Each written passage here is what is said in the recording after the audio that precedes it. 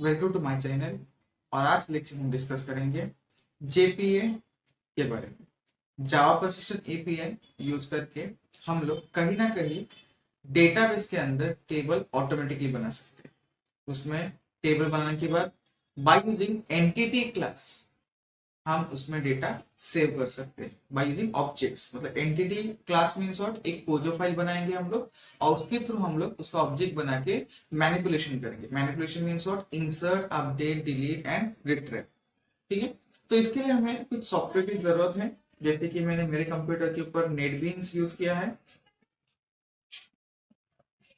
जो आईडी है हमारा नेटबीन्स 8.0.2 है मेरे पास। मुझे एक SQL sorry my SQL databases use करना है, जिसके लिए मैं वैम सर्वर यूज कर रहा हूँ, जो कि 2.4 वर्जन है, जिसके थ्रू मैं माई एसक्यूएल डेटाबेस यूज करने वाला हूँ। आप दूसरा कोई भी डेटाबेस यूज कर सकते हो आपके पास जो अवेलेबल है। एग्जाम्पल के टाइम में आपको बताऊंगा कि अगर आप डेटाबेस बदलते हो तो आपको क्या चेंजेस करना है प्रोग्राम में। ठीक है,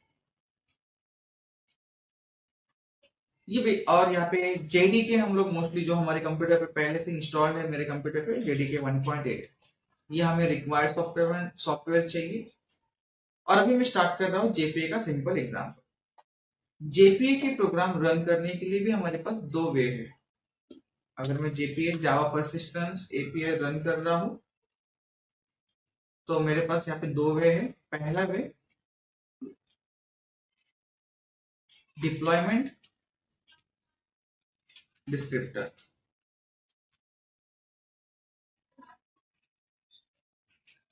और सेकेंड वे है मेरे पास एनोटेशन।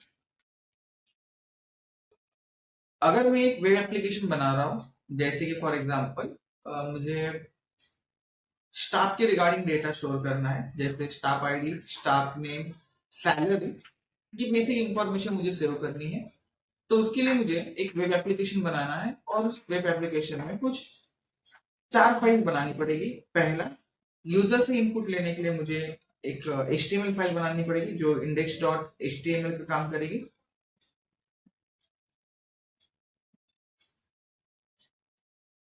सेकेंड फाइल मुझे कहीं ना कहीं यूज करनी है एक सर्वर साइड पेज, जो कि मैं server.jsp फाइल यूज कर रहा हूं। आप सॉलिड भी यूज कर सकते हो। तीसरा, एक पोजो फाइल बनानी है।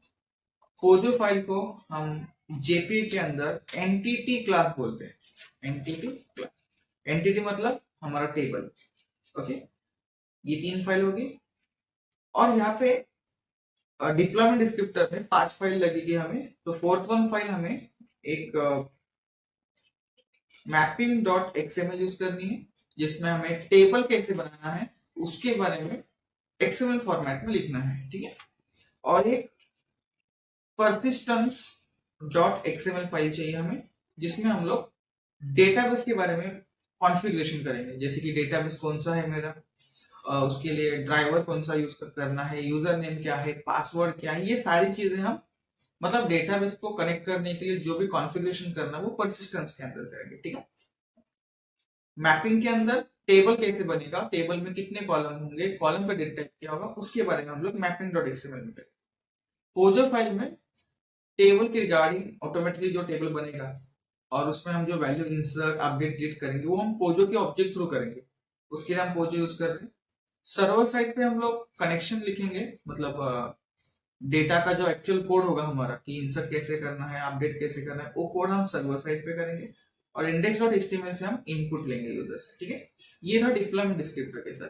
अगर मैं एनोटेशन के साथ जाता हूं तो मुझे एक फाइल कम करनी होगी यहाँ पे डिजाइन। तो जैसे कि HTML फाइल हमें यूज करनी है, server.jsp का फाइल भी हमें यहाँ पे यूज करना ही होगा। सिमिलरली पोजो फाइल जो कि हमारा एंटिटी क्लास, ये भी हमें यहाँ पे क्रिएट करना होगा। मैपिंग फाइल जो है वो मैं यहाँ पे स्किप करूंगा और पोजो फाइल के अंदर कहीं ना कहीं एनोटेशन यूज करूंगा।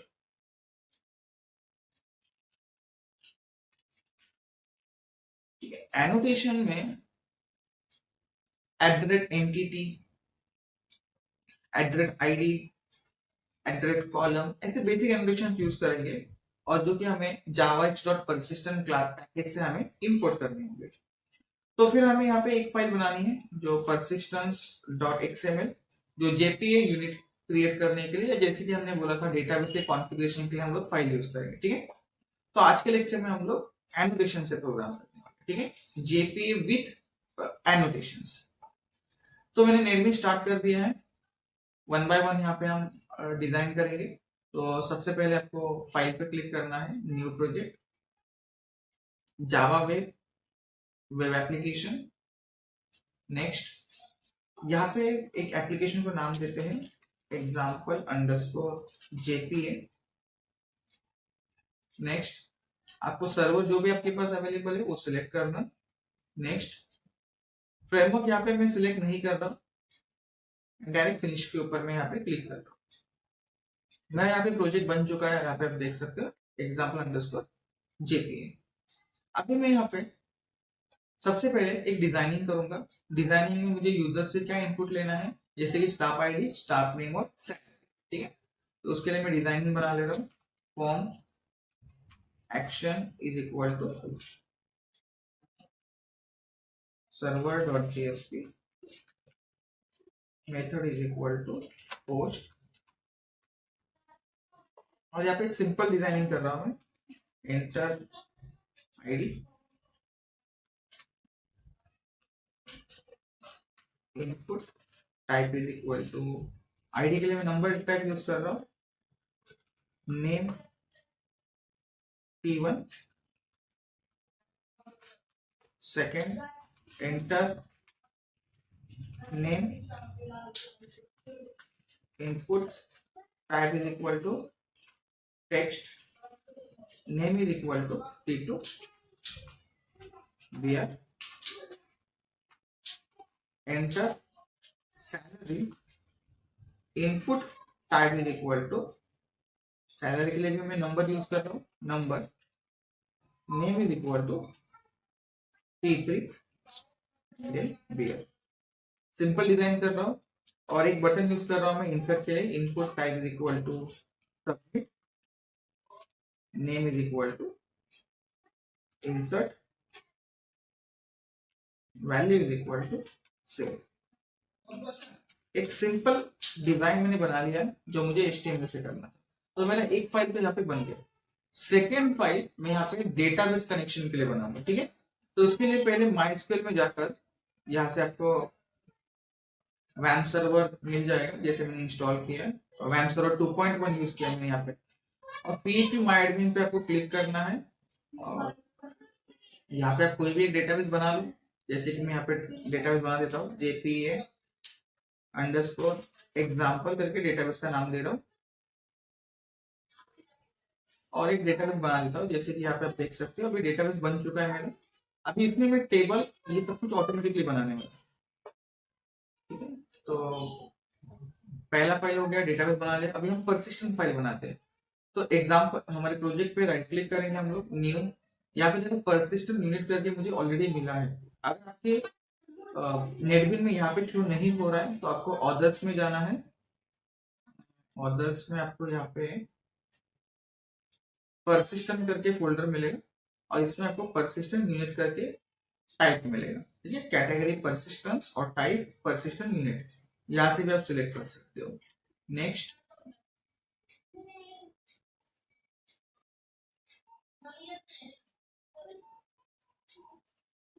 परसिस्टेंट यूनिट को आप जो भी नाम देना है वो दे सकते हो। जैसे मैं यहाँ पे example_jpa ऐसे नाम दे रहा हूँ, आप कुछ भी नाम दे सकते हो।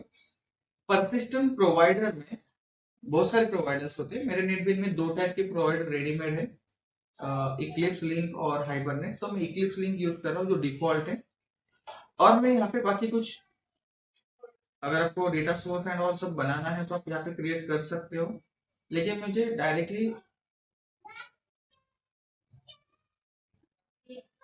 फिनिश के ऊपर हम लोग क्लिक करेंगे। मैं यहाँ से कुछ क्रिएट नहीं करने वाला हूँ, और मेरे सामने ये देखो यहाँ पे कॉन्फ़िगरेशन फाइल के अंदर persistent.xml फाइल ऑटोमेटिकली क्रिएट हो गई। ठीक है, अब इसमें मुझे थोड़ा सा कोड लिखना पड़ेगा। जैसे परसिस्टेंट यूनिट का नाम, ये देखो यहाँ पे परसिस्टेंट यूनिट का नाम हमें याद रखना है। persistent यूनिट का नाम हमारा है एग्जाम्पल अंडरस्कोर जेपीए, और यही हमें आगे यूज करना है जब हम कनेक्टिविटी करेंगे डेटाबेस के साथ, तो हमें उसका नाम यूज करना होता है। ठीक है, तो परसिस्टेंट यूनिट यहाँ पे बन चुका है। यहाँ पे ट्रांजैक्शन टाइप हमें जेटीए यूज नहीं करना है, यहाँ पे लोकल टाइप यूज करना है, रिसोर्स अंडरस्कोर लोकल। ठीक है, इसके बाद ये बाकी की प्रॉपर्टीज आपको इंपॉर्टेंट है यहाँ पे, जो कि यहाँ पे ऑलरेडी नहीं है, वो बस हमें टाइप करनी होगी। वो बस हमें इसके लिए लगानी है कि हमारा ड्राइवर कौन सा है एंड ऑल, उसके रिगार्डिंग है, ज्यादा कुछ नहीं, आप लोग को बस 2 मिनट में टाइप हो जाएगा। वैल्यू में आपको एक कॉमन चीज याद रखनी है, जावा एक्स डॉट परसिस्टेंस, मैं यही से कॉपी कर लेता हूँ, जावा एक्स डॉट परसिस्टेंस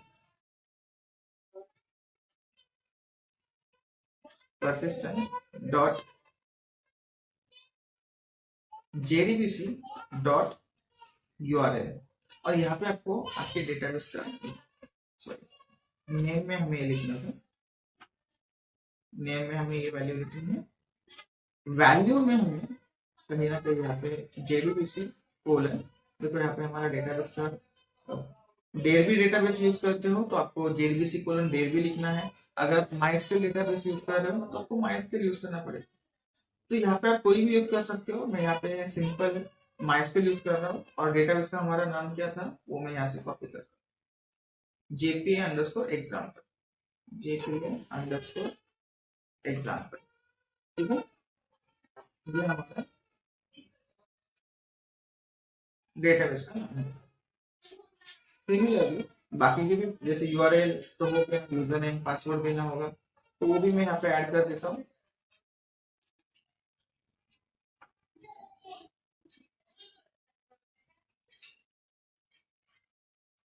देखो जैसे ड्राइवर आ गया, और हमारे ड्राइवर का नाम कॉम डॉट माइस्क्यूएल डॉट, यहाँ पे अगर आप डेरबी डेटाबेस यूज कर रहे हो तो आपको यहाँ पे डेरबी के ड्राइवर का नाम लिखना है, com dot MySQL dot JDBC dot B capital driver, इसी को मैं कॉपी कर लेता हूँ। यूजर नेम यूज करना है हमें यहाँ पे, ड्राइवर हो गया, यूआरएल नेम हो गया, यूजर नेम जैसे कि मेरे डेटाबेस के लिए मैंने रूट यूजर नेम रखा है, आपके डेटाबेस में जो होगा वो आप यूज कर सकते हो।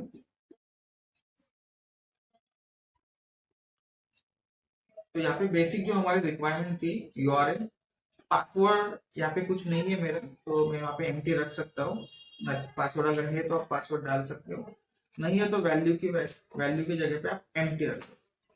URL, driver, user name, password, ये 4 चीज रखनी है। और ये जो रेडीमेड हमें लाइन मिली थी परसिस्टेंट डॉट स्कीमा जनरेशन, उसका मतलब है कि टेबल ऑटोमेटिकली क्रिएट करना है हमें, ठीक, इसलिए वो लाइन है। और हमें सबसे इंपॉर्टेंट है यहाँ पे हमारे परसिस्टेंट यूनिट का नाम, जो कि एग्जाम्पल अंडरस्कोर जेपी, ये हमें आगे यूज करना है। ठीक है, और यहाँ पे हमें हमारे क्लास को कनेक्ट करना है कि कौन से क्लास का यूज करके हमें टेबल क्रिएट करना है। तो मैं यहाँ पे बस परसिस्टेंट क्लास, और क्लास का नाम हमें लिखना है जो कि पोजो फाइल का नाम, यहाँ पे बोलते हैं एंटिटी क्लास का नाम, जो कि अभी तक मैंने क्रिएट नहीं किया है, जो मैं करने वाला हूँ P1 पैकेज का नाम है, और पोजो का नाम मैं यहाँ पे रखने वाला हूँ स्टार। ठीक है, यहाँ तक जो भी हमने कॉन्फ़िगरेशन किया है उसी के अकॉर्डिंगली मैं पोजो बना लेता हूँ फटाफट, स्टाफ नाम का। एग्जाम्पल पे राइट क्लिक करो, new Java class, capital small जैसे भी दिया है, स्टाफ पैकेज का नाम P1 फिनिश। यहाँ पे मेरी जावा फाइल सोर्स पैकेज के अंदर मिल जाएगी आपको। यहाँ पे जो बेसिक इंफॉर्मेशन चाहिए मुझे, private int staff ID, private string staff name, private int salary. ठीक है, किसी भी एक वेरिएबल को सिलेक्ट करो, और इनके अभी गेटर सेटर बनाने हैं तो सिलेक्ट करो, राइट क्लिक करो, insert code, getter and setter, सभी को सिलेक्ट करो, जनरेट पे क्लिक कर दो, उनके गेटर सेटर बन गए, जिनका यूज करके हम लोग डेटाबेस में, जिनका यूज करके हम डेटाबेस से वैल्यू एक्सट्रैक्ट कर सकते हैं, जो कि गेटर होते हैं, और सेटर यूज करके हम डेटाबेस में वैल्यू सेट कर सकते हैं। ठीक है, टेबल ऑटोमेटिकली बनने वाला है, तो यहाँ पे हमें एक पैकेज लगाना होगा एनोटेशन के लिए, जो ऑटोमेटिकली भी आ जाएगा। बस आप यहाँ पे @entity करके लिख दो, इसका मतलब होगा टेबल जो है ऑटोमेटिकली आ जाएगा। और प्राइमरी की के लिए आपको यहाँ पे @id लगाना है, जो कि स्टाफ आईडी प्राइमरी की है, @कॉलम, जो बाकी है कॉलम नॉर्मल कॉलम है। ठीक है, बस इतने ही चेंज करने हैं आपको। तो हमारे 3 फाइल तो यहाँ पे बन चुके हैं, HTML बन चुका है, persistent बन चुका है, और स्टाफ हमारा पोजो फाइल या एंटिटी क्लास बन चुका है। अभी हमें सर्वर साइड का पेज बनाना है, जो कि हमारा JSP है। तो प्रोजेक्ट पे राइट क्लिक करो, न्यू JSP फाइल, और हमें सर्वर फाइल का नाम S कैपिटल सर्वर लिखा था, एक्सटेंशन देने की जरूरत नहीं है। और अभी यहाँ पे हमें सिंपल JSP के लिए कोड लिखना है, कनेक्टिविटी के लिए, मतलब सॉरी डेटा इंसर्ट करने के लिए जो कोड लिखना है वो हमें यहाँ पे लिखना है।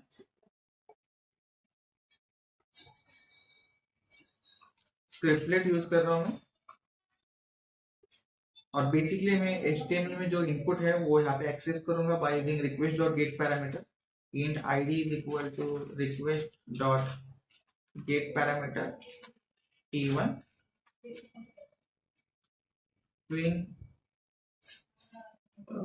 name is equal to request dot get parameter t2। यहाँ पे हमें टाइपकास्टिंग का एरर आ रहा है, क्योंकि रिटर्न में स्ट्रिंग कर रहा है और लेफ्ट साइड में इंटीजर है, तो उसको मैं कन्वर्ट कर दूंगा इंटीजर डॉट पार्सेंट, और सैलरी भी मुझे चाहिए, int salary is equal to, और हमारे टेक्स्ट फाइल का नाम t3 था। ये नेम और हमारे HTML में जो हमने नेम दिए थे, ये t1 t2 t3, ये सेम होनी चाहिए। ठीक है, और अभी यहाँ पे मैं कनेक्टिविटी के लिए JPA के आर्किटेक्चर से जो उसके ऑब्जेक्ट होते हैं, entity manager factory, entity manager, उनके ऑब्जेक्ट यूज करके ऑब्जेक्ट बना के मैं यहाँ पे कनेक्टिविटी करूंगा मेरे JPA के साथ। मतलब इंसर्ट आपके डिलीट के लिए मुझे ये कोड लिखना है। तो पहले मैं एंटिटी मैनेजर फैक्ट्री स्टार्ट कर रहा हूँ, उसके लिए मुझे एक पैकेज इनपुट करना पड़ेगा, जिसका नाम होगा import javax dot persistent dot star, और दूसरा हमारा पोजो फाइल का नाम p1 dot star.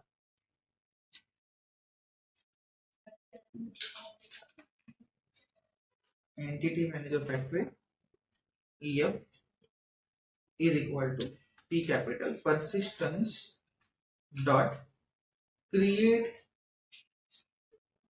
Entity manager factory function यहाँ पे मिल चुका है। और यहाँ पे हमें हमारे जो JPA का नाम था, persistent यूनिट का जो नाम था, यहाँ पे जो हमने लिखा था ये वाला एग्जाम्पल अंडरस्कोर JPA, ये नाम मुझे वहां पे देना है, क्योंकि यहाँ पे कनेक्टिविटी के लिए लुकअप के लिए वो ये नाम यूज करेगा।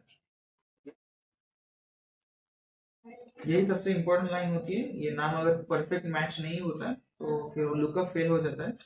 एंटिटी मैनेजर फैक्ट्री के बाद एंटिटी मैनेजर क्रिएट करना है, is equal to EF dot create entity manager, और इसके बाद ट्रांजेक्शन स्टार्ट करेंगे, EM dot get transaction dot begin, transaction start कर दिया।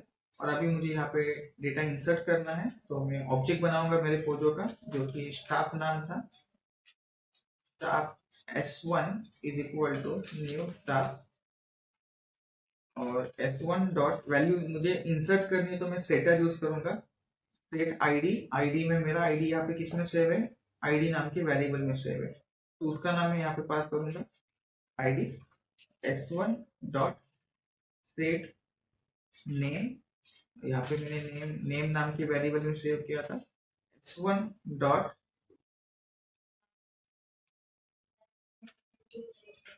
Set salary. वैल्यू सेट करने के बाद कहीं ना कहीं हमें परसिस्ट करना है, EM डॉट परसिस्ट, और ऑब्जेक्ट का नाम था हमारे S1।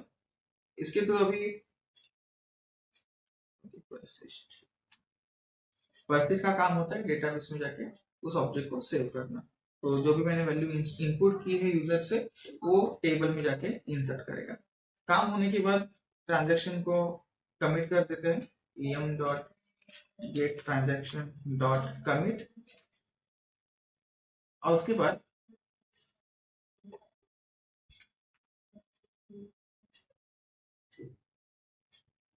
ट्रांजैक्शन हो गया। अभी जो भी ऑब्जेक्ट्स है बेसिकली उनको क्लोज कर देते हैं, em dot close, ef dot close. ये होने के बाद एक मैसेज प्रिंट कर रहा हूँ मैं, जस्ट आउट डॉट प्रिंटलन। आप यहाँ पे अलर्ट बॉक्स भी लगा सकते हो, अलर्ट, और इसमें मेंशन करो डेटा सेव। अलर्ट जावास्क्रिप्ट का कंसेप्ट है, तो इसलिए मुझे यहाँ पे आउट डॉट प्रिंटलन के अंदर स्क्रिप्ट लिखना पड़ेगा। जो आउटपुट आपका एक पॉपअप विंडो में आएगा, अलर्ट बॉक्स में आएगा। और यहाँ पे मैं एक बैक के लिए एक बटन बना रहा हूँ, आउट डॉट प्रिंटलन। या हम यहाँ पे नीचे भी बना सकते हैं HTML में, anchor tag as reference. Back करेंगे तो इंडेक्स पेज पे आना चाहिए। और यहाँ पे एक बटन बना रहा हूँ, input type is equal to submit, value is equal to back. ठीक है, बस इतना सिंपल एक एप्लीकेशन हमने बनाया हुआ है 4 फाइल के साथ, एनोटेशन के साथ। अभी मैं इसे रन कर रहा हूँ, HTML पे राइट क्लिक करेंगे और रन करेंगे। हमारे सामने डिजाइनिंग आ चुका है, तो आईडी एंटर करते हैं 1। यहाँ पे आप देख सकते हो जेपी एग्जाम्पल के अंदर कोई भी टेबल नहीं है। ठीक है, नेम यहाँ पे आप, मैं दीपक एंटर कर रहा हूँ, सैलरी 10,000 और सेव पे क्लिक कर रहा हूँ।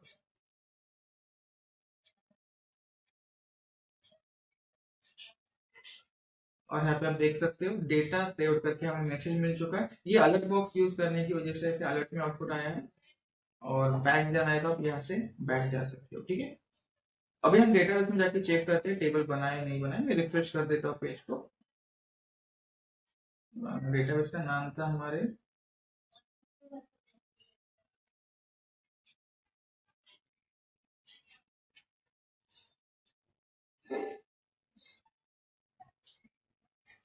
JP example. उसमें देखो स्टाफ नाम का टेबल बन चुका है। स्टाफ में आप देख सकते हो आईडी 1, सैलरी 10,000 और नेम दीपक सेव हो चुका है। ठीक है, इस टाइप से हम लोग डेटाबेस में जेपीए यूज करके ऑटोमेटिकली टेबल बना सकते हैं, उसमें ऑब्जेक्ट का यूज करके डेटा इंसर्ट कर सकते हैं। ठीक है, ये वाला जो टेक्निक था हमने एनोटेशन के साथ किया था, जिसमें हमें एक फाइल कम क्रिएट करनी है जिसका नाम था mapping dot XML. Hope so आप लोग को समझ में आया होगा। Thank you everyone, bye.